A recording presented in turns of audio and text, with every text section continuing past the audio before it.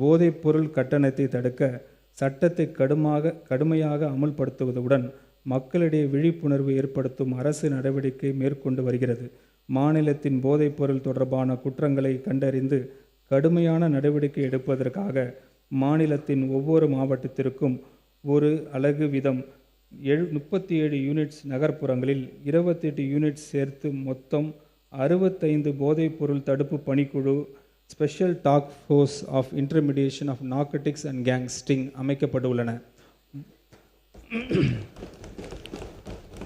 போதைப் பொருட்களின் கடத்தல், விற்பனை மற்றும் தவறான பயன்பாடு தொடர்பாக நிதி சார்ந்த புலன் விசாரணை மேற்கொள்வதோடு சொத்துக்கள் முடக்குதல் உள்ளிட்ட கடுமையான சட்ட நடவடிக்கைகள் இந்த யூனிட்ஸ் மேற்கொண்டு வருகிறது.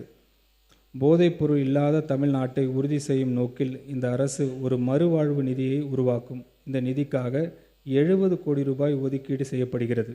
போதைப்பொருள் மற்றும் போதைப்பொருள் பழக்கத்திலிருந்து விடுபடவும் அதிலிருந்து மீண்டும் வரவும் உதவி தேவைப்படும் நபர்களுக்கு மறுவாழ்வு அளிப்பதற்காக இந்த நிதி முதன்மையாக பயன்படுத்தப்படும்.